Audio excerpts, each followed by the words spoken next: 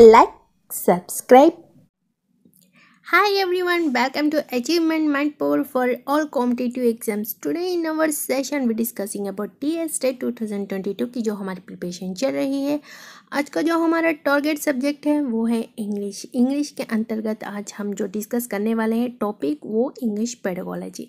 English पेडागोलॉजी में आज हम डिस्कस करने वाले हैं मेथड्स, अप्रोचेस, टेक्निक्स क्या होने वाले हैं, TLM किसे कहा जाता है, अप्रोचेस क्या है, टेक्निक्स क्या है एंड उसके रिलेटेड जो यहाँ पर इश्यूज है टीचिंग में वो हम डिस्कस करेंगे। Next lesson plans, unit plans ये किस तरह बनाया जाता है ये भी आज के सेशन में देखेंगे।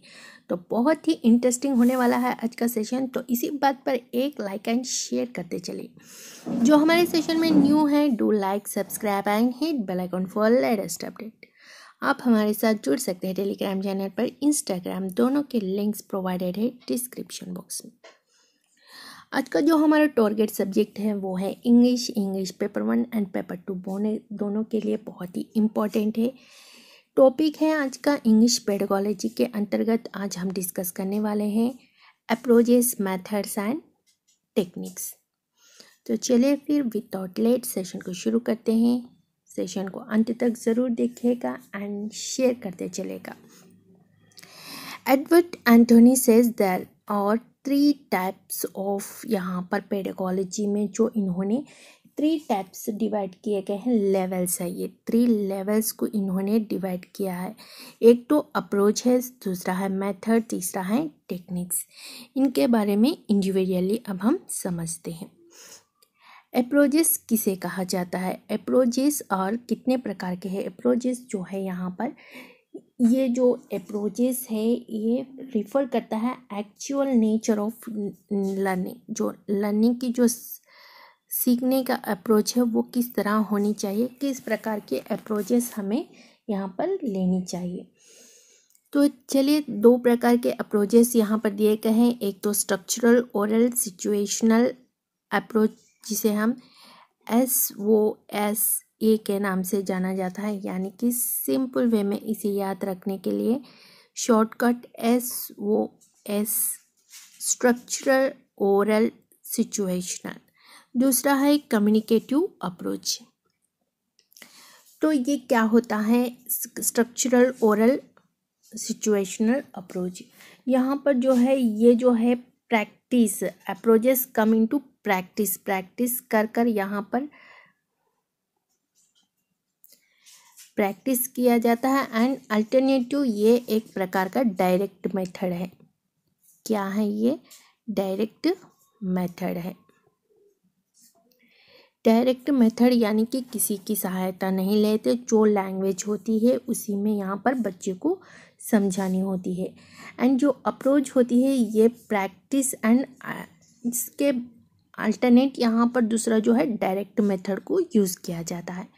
एंड दूसरा जो है यहाँ पर लैंग्वेज जब भी बच्चे को सिखाएं, टीचिंग करें, उस वक्त जो हम यहाँ पर बिगिन करते हैं वो जो है स्पोकन लैंग्वेज में होना चाहिए, यानी कि उन्हें कम्युनिकेट करते हुए अपने लैंग्वेज को यहाँ पर उन्हें समझानी चाहिए। जो भी हम यहाँ पर टॉपिक स्टार्ट करेंगे वो जो है यहाँ पर स्पोकन लैंग्वेज में होनी चाहिए। एंड ये जो अप्रोचेस है ये अप्रोचेस चलते हैं प्रिंसिपल्स के। जिन्होंने अभी तक ये सेशन नहीं देखा प्रिंसिपल का ज़रूर देख लीजिएगा। अप्रोचेस फॉलो करते हैं प्रिंसिपल्स, जो प्रिंसिपल्स दिए हैं उन्हें फॉलो कर अप्रोचेस चलते हैं। तो यहाँ पर जो वोकैबुलरी है वो सिलेक्टेड होनी चाहिए। स्ट्रक्चर में वोकैबुलरी जो है सिलेक्टेड होनी चाहिए। एंड जो प्रिंसिपल्स जो है वो सिंपल से कॉम्प्लेक्स, यानी कि फर्स्ट हमें सिंपल वर्ड्स उन्हें समझानी चाहिए, फिर हम उन्हें कॉम्प्लेक्स की ओर लेके जानी चाहिए। फॉर एग्जांपल फर्स्ट हमें उन्हें अल्फ़ाबेट सिखानी चाहिए, फिर अल्फ़ाबेट सिखाने के बाद वर्ड कंस्ट्रक्शन को हम यहाँ पर सिखाने चाहिए। इस प्रकार स्पेसिफिक से हम सिंपल से यहाँ पर उन्हें कॉम्प्लेक्स की ओर लेकर जाएंगे। नेक्स्ट है कम्युनिकेटिव अप्रोच। कम्युनिकेटिव अप्रोच में क्या होता है चलिए देखते हैं। ये एक प्रकार का ऑडियो लिंगुअल अप्रोच है। कम्युनिकेटिव अप्रोच जो है ये एक response to audio lingual method को रिस्पॉन्स करता है। पहले जो है ये डायरेक्ट मेथड है, दूसरा जो है ऑडियो लिंगुअल मेथड, यानी कि जो ग्रहण करते हैं हम, जो टीवी द्वारा, मीडिया द्वारा या सोशल मीडिया द्वारा जिस प्रकार से हम यहाँ पर कम्युनिकेट कर जो नॉलेज होती है वो गेन किया जाता है। एंड ये जो है नेशनल फंक्शनल सिलेबस, ये सिलेबस को फॉलो करता है, सिलेबस को एक्सटेंड करता है सिलेबस को। ये ज़्यादातर कम्युनिकेट करके इसे एक्सटेंड करता है। जब हम लिखते हैं तो हम कुछ लिमिट तक लिखते हैं, जब हम कम्युनिकेट करते हैं तो हमारे आइडियाज़ जो हैं और ज़्यादा यहाँ पर एलॉबरेट होते हैं। तो यहाँ पर जो है सिलेबस एलॉबरेट किया जाता है जब हम कम्युनिकेट अप्रोच करते हैं। तो हम यहाँ पर जो बात समझानी है उससे ज़्यादा गैदर दूसरे इंफॉर्मेशन को भी हम यहाँ पर मिक्स कर एग्जाम्पल के तौर पर यूज़ करते हैं। नेक्स्ट है ये एक न्यू गोल यहाँ पर सेट किया जाता है, यहाँ पर न्यू लैंग्वेज गोल को सेट किया जाता है। न्यू लैंग्वेज सिखाने के लिए जो न्यू गोल हम यहाँ पर रखते हैं वो लैंग्वेज टीचिंग एंड लर्निंग में होनी चाहिए। जो हमारी गोल होनी चाहिए वो टीचिंग एंड लर्निंग दोनों में लैंग्वेज होनी चाहिए। एंड ये जो है ग्लोबल लैंग्वेज है, इसे क्या कहा जाता है, ग्लोबल लैंग्वेज। जो भी हम यहाँ पर लैंग्वेज सिखाएं वो किस प्रकार होनी चाहिए, उन्हें सिखाएं एंड समझें। फर्स्ट हम इन्हें समझें फिर उन्हें सिखाएं।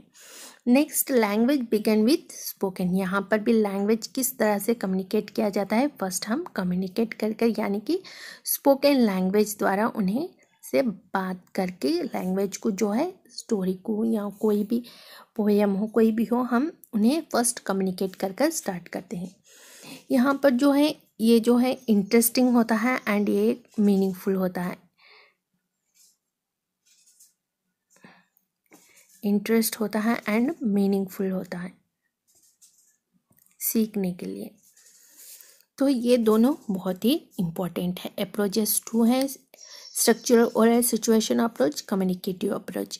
दोनों के लिए कॉमन क्या है, यहाँ पर स्पोकन लैंग्वेज द्वारा शुरू किया जाता है। फर्स्ट जो है ये डायरेक्ट मेथड है, दूसरा जो है कम्युनिकेटिव, ये ऑडियो लिंगुअल मेथड है। फर्स्ट जो है ये प्रिंसिपल्स को फॉलो करता है, दूसरा जो है ये लैंग्वेज फंक्शनल सिलेबस को फॉलो करता है। नेक्स्ट देखते हैं मेथड्स, क्या मेथड्स दिए गए हैं, चलिए देखते हैं।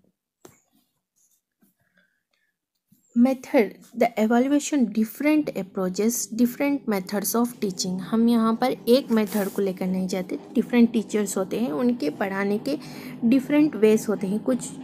कुछ टीचर्स कुछ मेथड को यहाँ पर अप्लाई करते हैं कुछ टीचिंग करने के लिए, यानी कि यहाँ पर लर्निंग जो है वो डिफरेंट वे में होती है। कुछ यहाँ पर ग्राफ्स द्वारा सिखाया जाता है, कुछ यहाँ पर चार्ट्स द्वारा, कुछ ब्लैक बोर्ड द्वारा, या कुछ ऐसे आइटम्स यहाँ पर जो है उनके सामने ऑब्जेक्टिव के टाइप पर डेमोन्स्ट्रेट कर अप्लाई किया जाता है। यानी कि सिखाने के बहुत से मेथड्स होते हैं। इन मेथड्स में चलिए यहाँ पर कुछ मेथड्स इम्पॉर्टेंट हैं। ग्रामर ट्रांसलेशन मेथड दिया गया है। ये ग्रामर ट्रांसलेशन मेथड जो है ये ओल्डेस्ट मेथड है, बहुत पुराना मेथड कहा जाता है। एंड लैटिन ये ग्रीक में यूज़ किया जाता था। The best way to learn grammar सीखने के लिए ग्रामर ट्रांसलेशन मेथड जो है बहुत ही बेस्ट है। ये फोकस किया जाता है रीडिंग एंड राइटिंग पर, दोनों पर ये फोकस किया जाता है। अब किस तरह से ग्रामर को बोल रहे हो, किस तरह से ग्रामर को लिख रहे हो, दोनों पर इसका प्रभाव रहता है ग्रामर ट्रांसलेशन मेथड। नेक्स्ट देखिए direct method. Mother tongue should not be used. Do not do translation. There will be actively management to keep the students keep in teaching process. Improve thinking skills.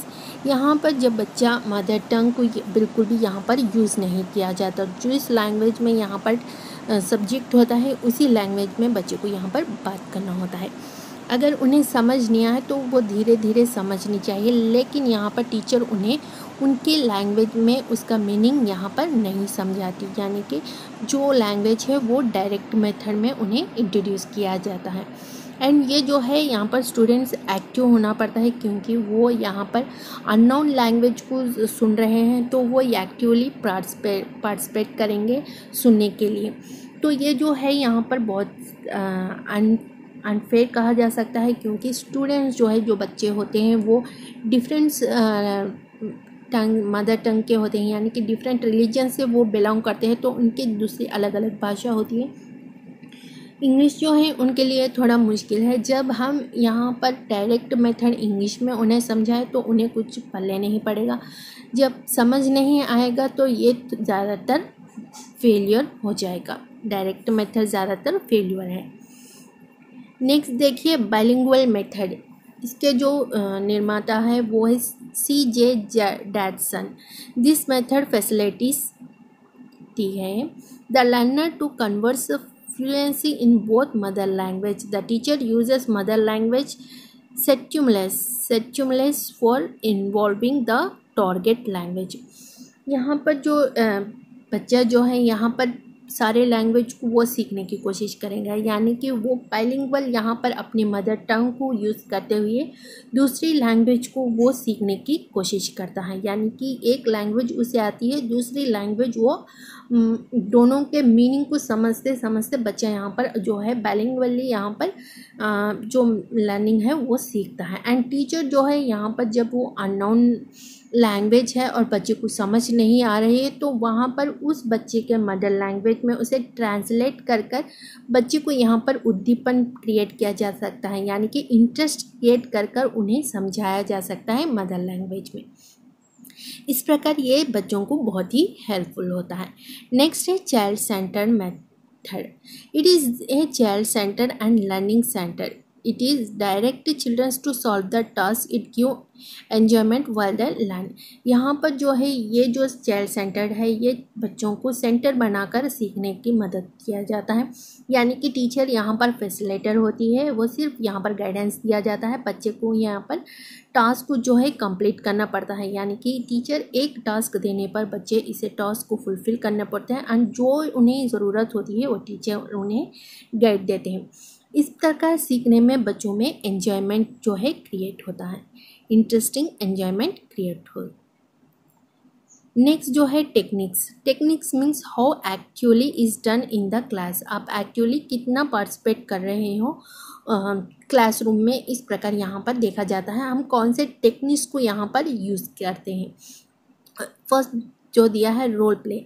अगर आप यहाँ पर कोई ऐसे story सुना रहे हो जिसमें रोल प्लेस है, यानी कि कुछ स्टोरी है, उन्हें यहाँ पर उन्हें स्टोरीज में जो नेम्स हैं उन्हें यहाँ पर बच्चों को देकर उन्हें एक प्रकार का यहाँ पर रोल प्ले करने के लिए स्टेज पर कहा जा सकता है। नेक्स्ट ओरल प्रेजेंटेशन, यानी कि आप यहाँ पर ओरली यहाँ पर उन्हें प्रेजेंट कर कर दिखाया जा सकता है। या पेयर वर्क यहाँ पर, या फिर बच्चों को एक पेयर की तरह उन्हें एक ग्रुप कर कर उन्हें सिखाने की कोशिश करते हैं। या फिर डायलॉग्स दिया जाता है, जो एक डायलॉग के बाद जो दूसरा डायलॉग है वो दूसरे बच्चों के साथ बोलकर यहाँ पर उन्हें एक्टिवली बच्चों को जो है इन टेक्निक्स के द्वारा हम यहाँ पर लेसन को जो है टीच कर सकते हैं।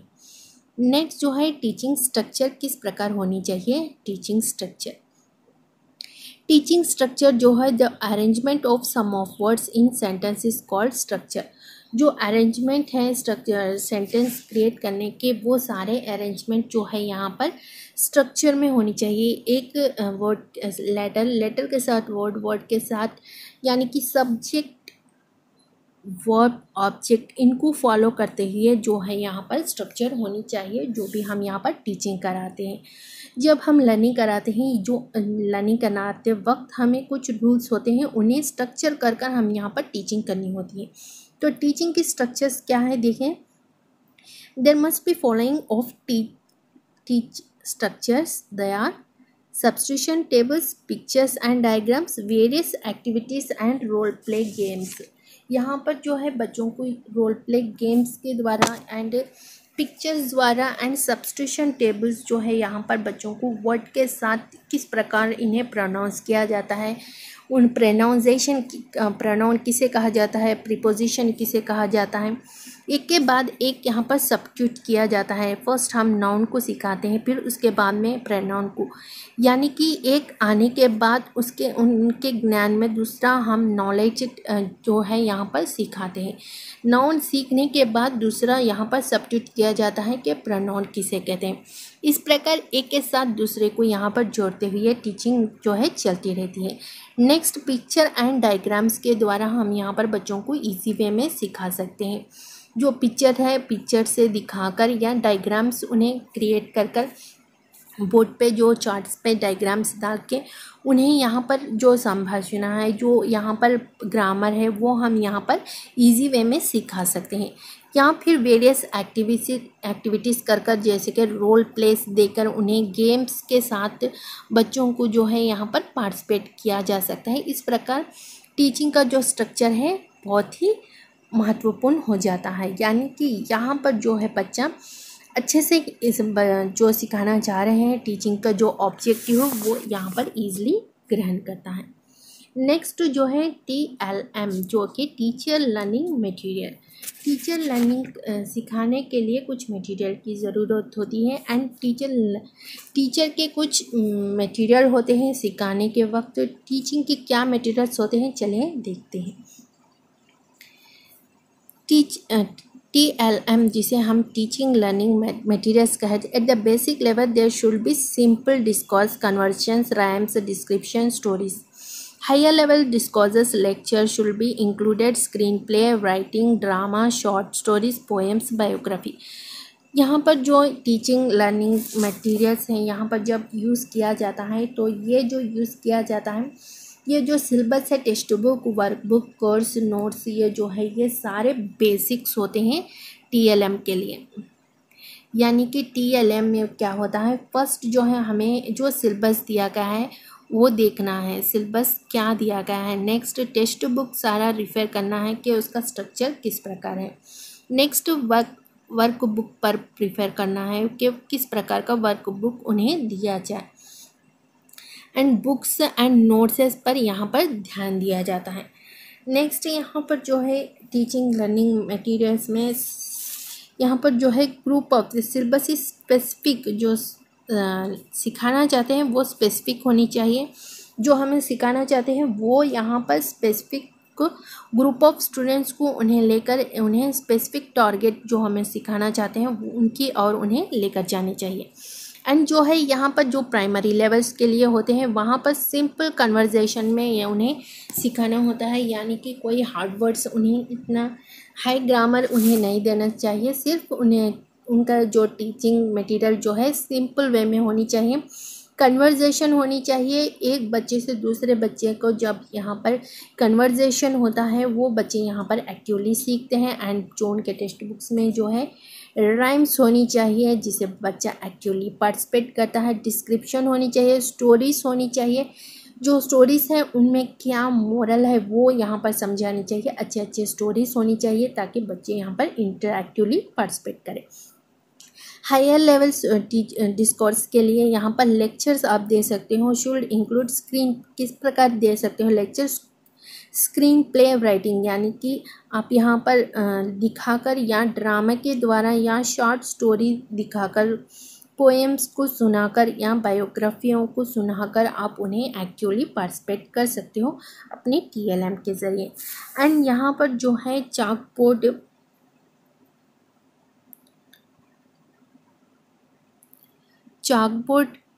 Is most useful learn actually. अगर आप यहाँ पर एक्चुअली बच्चों को लर्न कराना चाहते हो तो चाकबोर्ड बहुत ही यूज़फुल होता है। नेक्स्ट, CAI यानी कि कंप्यूटर एडेड स्ट्रक्चर जो है यहाँ पर ये जो है हायर स्टडीज़ वालों के लिए बहुत ही यूज़फुल होता है। एंड यहाँ पर जो है spelling, grammatical structures and computer के हेल्प के द्वारा हम यहाँ पर इंडिपेंडेंटली इसे सीख सकते हैं। इसके जो कीज होते हैं उनके ज़रिए हम यहाँ पर राइटिंग सीख सकते हैं एंड जो यहाँ पर ग्राफिक्स होते हैं उन्हें सीखा जा सकता है। ये जो है हायर प्राइमरी लेवल वालों के लिए बहुत ही यूज़फुल रहता है। नेक्स्ट देखिए, issues of teaching of English at elementary stages में कौन से इश्यूज आ रहे हैं इंग्लिश सीखने में। English teacher needs training as there are children from different cultures. English teacher को यहाँ पर ट्रेनिंग की हुई रहनी चाहिए, क्योंकि यहाँ पर जो बच्चे होते हैं डिफरेंट रिलीजन से बिलोंग करते हैं एंड उनका जो कल्चर है वो डिफरेंस होता है। तो इन्हें हैंडल करने के लिए इन्हें किस प्रकार हैंडल किया जाता है ये हमें ट्रेनिंग में सिखाया जाता है। तो यहाँ पर जो है जो टीचर्स यहाँ पर लिया जाए वो जो है यहाँ पर इंग्लिश टीचर जो है ट्रेनड होनी चाहिए। Next, the goal of elementary level teacher is LSRW, listening, speaking, reading, writing पर यहाँ पर उनका मुख्य जो है फोकस रहनी चाहिए। बच्चों को जब एलिमेंट्री सिखाना चाहते हैं, एलिमेंट्री जो बच्चे होते हैं यानी कि प्री प्राइमरी के जो बच्चे होते हैं उनका जो मुख्य उद्देश्य होना चाहिए टीचर का सिखाने का वो LSRW पर डिपेंड होनी चाहिए। Demonstrate method is suitable method for teaching vocabulary. आप यहाँ पर सिखाना चाहते हो तो डेमोन्स्ट्रेट यानी कि आपको यहाँ पर करके दिखाना चाहिए, या सामने उसे कॉन्क्रीट जो वस्तु है उन पर यहाँ पर बताकर किस प्रकार ग्रामर को वोकैबुलरी को यहाँ पर कंस्ट्रक्ट किया जाता है ये बताते हुए डेमोन्स्ट्रेट कर कर उन्हें सिखाया जाए। इस प्रकार टीचिंग हो जाए इन एलिमेंट्री स्कूल्स में। नेक्स्ट देखिए, unit, period, lesson and year plan किस प्रकार कंस्ट्रक्ट किया जाता है। यूनिट, पीरियड, लेसन प्लान ये जो है यहाँ पर ये यूनिट जो है यहाँ पर ईयर, पूरी ओवरऑल ईयर में हम यहाँ पर जो है बच्चे का स्ट्रक्चर किस प्रकार होता है यहाँ पर देखें। ईयर प्लान में ये जो है work begin of the year, first year जब एकेडमिक ईयर स्टार्ट होता है तब ओवरऑल यहाँ पर टेक्स्ट बुक्स देखा जाता है। यहाँ पर जो है 180 पीरियड्स होनी चाहिए ईयर प्लान में, 180 पीरियड्स होनी चाहिए इंग्लिश के। यहाँ पर जो स्कीम है suit for schools and classes के लिए बहुत ही इम्पॉर्टेंट है। ये सारे पीरियड्स 180 होनी चाहिए कंप्लीट। एंड जो है यहाँ पर रफली आप यहाँ पर सजेस्ट कर सकते हो, यहाँ पर वर्क बिगन होता है जब एकेडमिक ईयर स्टार्ट होता है। ओवरऑल टेक्स्ट बुक आपको देखना है, कंटेंट क्या दिया गया है, कंटेंट को आप किस प्रकार ईयर तक इसे कंस्ट्रक्ट कर सकते हो, यानी कि पूरी ओवरऑल ये जो एकेडमिक ईयर ख़त्म एंड होने तक आपको ये ईयर प्लान जो है कंस्ट्रक्ट कर लेना चाहिए। यानी कि कौन से ईयर, कौन से मंथ में कौन सी टॉपिक, कितने टॉपिक्स हैं ओवरऑल ईयर आप यहाँ पर और उनके पीरियड्स आप यहाँ पर बना लेनी चाहिए। नेक्स्ट, यूनिट प्लान जो है ये जो है पर्टिकुलर कंटेंट पे दिया जाता है। तो लेटर राइटिंग एंड ये डेली एक्टिविटीज़ जो है यूनिट प्लान के अंदर आता है। यूनिट प्लान के अंदर यहाँ पर जो डिविजेशन होता है यहाँ पर टेक्स्ट बुक्स में डिवाइड किया जाता है, यानी कि कौन से मंथ में कौन सा यूनिट को यहाँ पर पढ़ाया जाए यहाँ पर डिवाइड किया जाता है। आप उन मंथ के अंदर यानी कि जो जून जुलाई होता है, जो अगस्त सितंबर दिया जाता है, उन मंथ के अंदर आपको यहाँ पर सिलेबस जो है यूनिट्स को कंप्लीट करनी होती है। एंड वो कंप्लीट हो रहे हैं नहीं हो रहे हैं इन पर आपको फोकस करनी चाहिए। यूनिट प्लान इस प्रकार कंस्ट्रक्ट किया जाए ताकि यूनिट जो है उसी मंथ में उसी हॉलीडेज जो होते हैं उन्हें देखकर एंड जो यहाँ पर आपके लीव्स होते हैं उन्हें देखकर आप यहाँ पर कंस्ट्रक्ट करनी चाहिए। आपके यूनिट प्लान कैसी रहनी चाहिए, किस मंथ में कितने तक आप यहाँ पर कंप्लीट, एक जो टास्क दिया गया है जुलाई तक अगर आपको ये लेसन कंप्लीट करनी है तो जुलाई तक आप किस प्रकार कंस्ट्रक्ट करें, कौन से टॉपिक्स पर आप फर्स्ट यहाँ पर रिफ़र करें, कौन से टॉपिक्स यहाँ पर ज़्यादातर फोकस किया जाए एंड कौन से टॉपिक्स यहाँ पर बच्चों को किस प्रकार से आप यहाँ पर यूनिट प्लान कंस्ट्रक्ट करें, ये सारी इंफॉर्मेशन होती है यूनिट प्लान।